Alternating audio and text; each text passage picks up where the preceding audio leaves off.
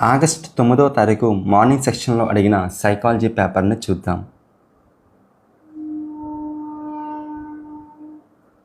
పిల్లలు వారి బాల్యాన్ని, వారి సామర్థ్యాన్ని మరియు గౌరవాన్ని పోగొట్టి వారి భౌతిక మరియు మానసిక వికాసానికి హాని కలిగించే పనుల్లో నియమించినట్లయితే వారే బాల కార్మికులు అనే బాల కార్మికుల గురించి నిర్వచనం ఇచ్చింది ఎవరండి?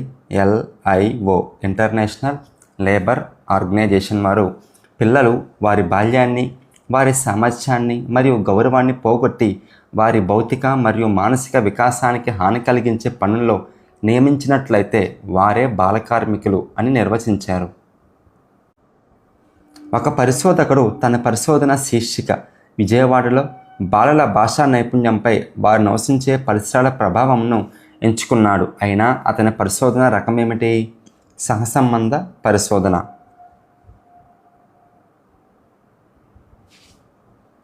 వికాస నియమాలు వాటి లక్షణాలతో జతపరచండి. సమైక్యతా నియమం దేహంలోని అన్ని భాగాలతో తిన్నగా క్రమంగా సాగుతుంది.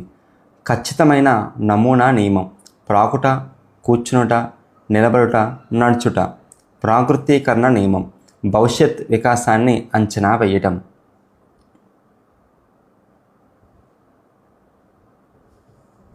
భాషా వికాసానికి సంబంధించి నోమ్ చామ్స్కీ దీనితో ఏకీభవించలేదు. దేనితో ఏకీభవించలేదండి? సార్వత్రిక వ్యాకరణం ఉండదు అన్నాడు. కానీ నోమ్ చామ్స్కీ ప్రకారం భాషా వికాసంలో సార్వత్రిక వ్యాకరణం ఉంటుంది. ఇంకా భాషా వికాసం అనేది జన్యుపరంగా అమర్చబడి ఉంటుంది. దీంతో నోమ్ చామ్స్కీ ఏకీభవించారు. సహజ సిద్ధమైన భాషా గ్రహణ యంత్రం కూడా ఉంటుంది. దీనితో కూడా నోమ్ చామ్స్కీ ఏకీభవించారు. కాబట్టి ఇచ్చిన ఆప్షన్స్లో దేనితో ఏకీభవించలేదు?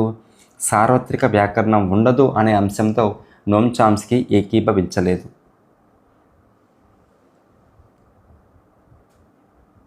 పియాజే యొక్క సంజ్ఞానాత్మక వికాస దశలను జతపరచండి. ఇంద్రియ చాలక దశ ఎప్పటి నుంచి ఎప్పటి వరకు ఉంటుంది? 0 to 2 సంవత్సరాలు. అమూర్త ప్రచాలక దశ 11 సంవత్సరాల పైనుంచి. మూర్త ప్రచాలక దశ 7 నుండి 11 సంవత్సరాలు. పూర్వ ప్రచాలక దశ 2 నుంచి 7 సంవత్సరాల వరకు ఉంటుంది. నైతిక వికాస సిద్ధాంతాన్ని ప్రతిపాదించింది ఎవరండి? నైతిక వికాస సిద్ధాంతాన్ని ప్రతిపాదించింది కోల్బర్గ్. జీన్ పియాజే సిద్ధాంతం ఏమిటి? సంజ్ఞానాత్మక వికాస సిద్ధాంతం. బ్రూనర్ సిద్ధాంతం శిక్షణా సిద్ధాంతం లేదా ఆవిష్కరణ సిద్ధాంతం. వైగాట్స్కీ సిద్ధాంతం ఏమిటి? సాంఘిక సాంస్కృతిక అభ్యసన సిద్ధాంతం.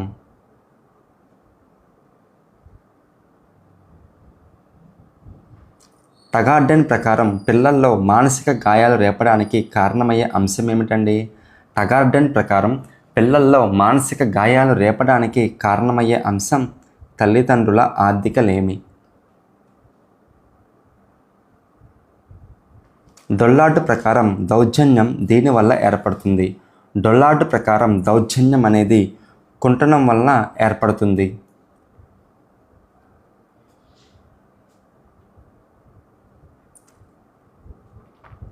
ఉత్తర బాల్యదశ గురించి తల్లిదండ్రుల అభిప్రాయం కానిది.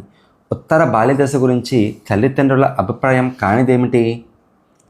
అనుకరణ వయస్సు, అన్వేషణ వయస్సు. అనుకరణ వయస్సు, అన్వేషణ వయస్సు అనేవి మనోవిజ్ఞాన శాస్త్రవేత్తల ప్రకారం ఉత్తర బాల్యదశ యొక్క లక్షణాలు. అనుకరణ వయస్సు, అన్వేషణ వయస్సు అనేది మనోవిజ్ఞాన శాస్త్రవేత్తల ప్రకారం ఉత్తర బాల్యదశ గురించిన అభిప్రాయాలు. మరి తల్లిదండ్రులు ఉత్తర బాల్యదశ గురించి ఏమనుకుంటారు? సమస్యాత్మక వయస్సు అనుకుంటారు, జగడగొండ్లు వయస్సు అనుకుంటారు, సోమర వయస్సు అనే ఉత్తర బాల్యదశ గురించి తల్లిదండ్రులు అనుకుంటారు. రావెన్స్ స్టాండర్డ్ ప్రోగ్రెసివ్ మ్యాట్రిక్స్ పరీక్ష దీనికి చెందదు. అంటే కింది వాటిలో రావెన్స్ స్టాండర్డ్ ప్రోగ్రెసివ్ మ్యాట్రిక్స్ పరీక్ష యొక్క లక్షణం కానిదేమిటి? రావెన్స్ ప్రోగ్రెసివ్ టెస్ట్ అనేది ఒక అశాబ్దిక పరీక్ష, సామూహిక పరీక్ష, పేపర్ పెన్సిల్ పరీక్ష, శక్తి పరీక్ష. కాబట్టి 4th ఆప్షన్ మనకి వేగ పరీక్ష అన్నాడు. ఇది రావెన్స్ ప్రోగ్రెసివ్ మ్యాట్రిసెస్ టెస్ట్కి సంబంధించినది. Ravens standard progressive matrices test అనేది ఒక శక్తి పరీక్ష.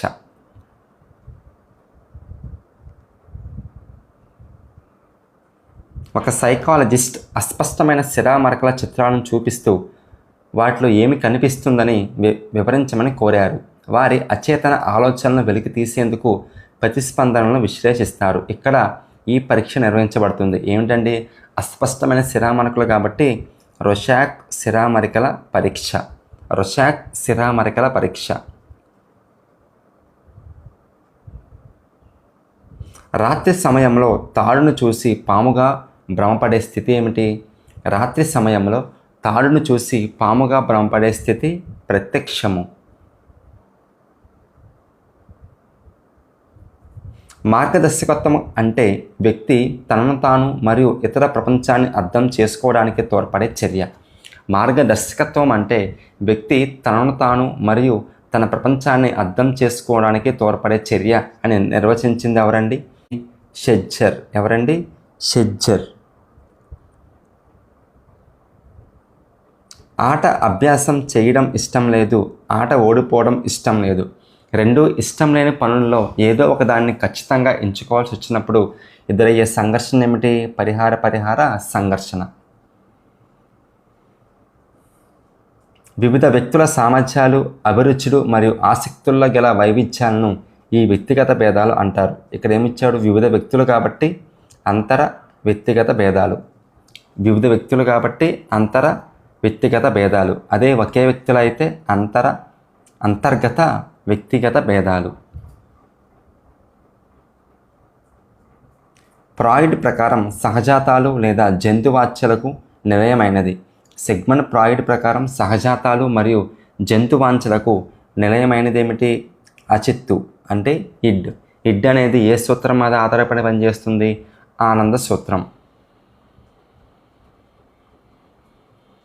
సరి అయిన సాధారణ ప్రేరణ లక్షణం లేదా లక్షణాలు ఏమిటి? పట్టుదల ఎక్కువ, విజయ ఆనందాన్ని, సంతృప్తిని, గర్వాన్ని ఇస్తుంది.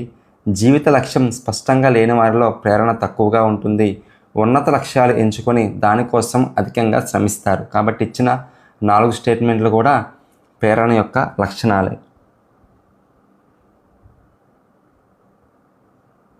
ఉపాధ్యాయులు నమూనా వ్యక్తిగా ఉండి విద్యార్థులలో సరైన ప్రవర్తనను పెంపొందించగలగడం అని చెప్పే సిద్ధాంతం ఏమిటండి?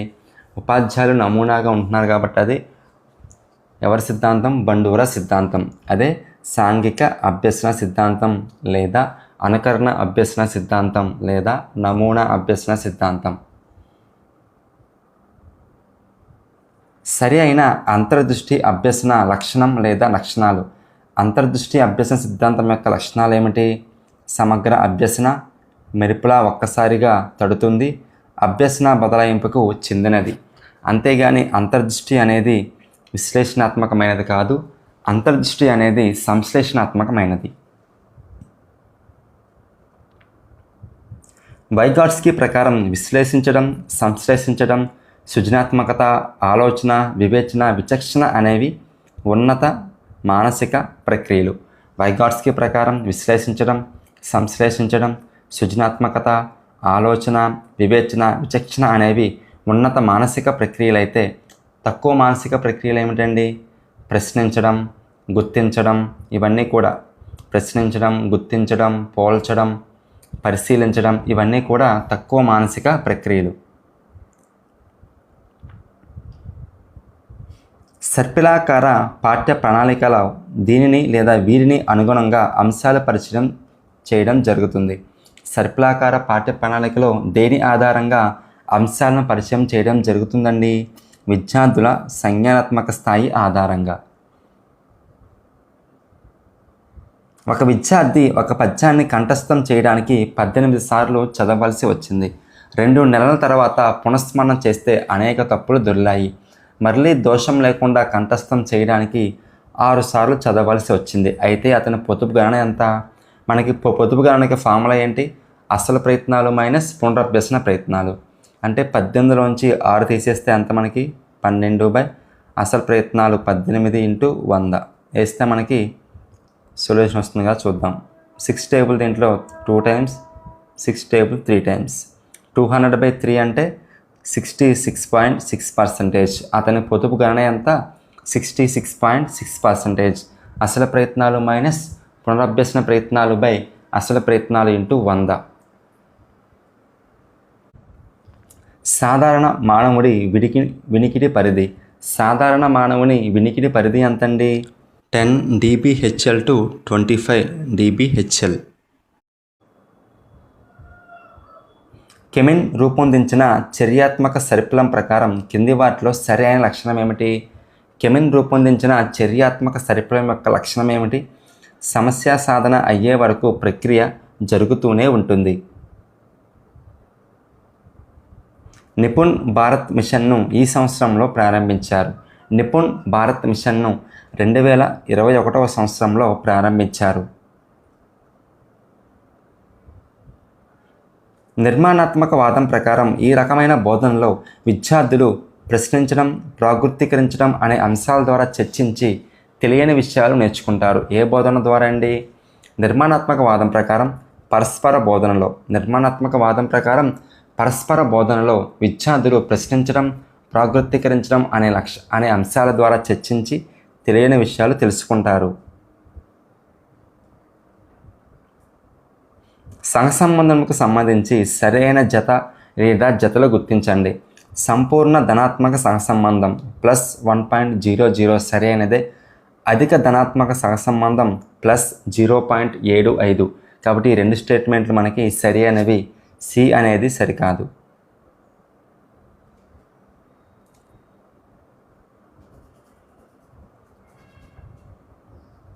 రోగర్ బైజీ కొన్ని సుసన్ ప్రకారం నిర్మాణాత్మక మదింపులో ఆలోచనలో సరైన ప్రముఖ అంశాలేమిటి?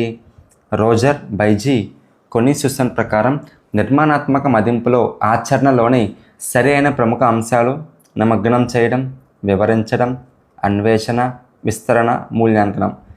ఇచ్చిన స్టేట్మెంట్లన్నీ కూడా ప్రముఖ అంశాలే.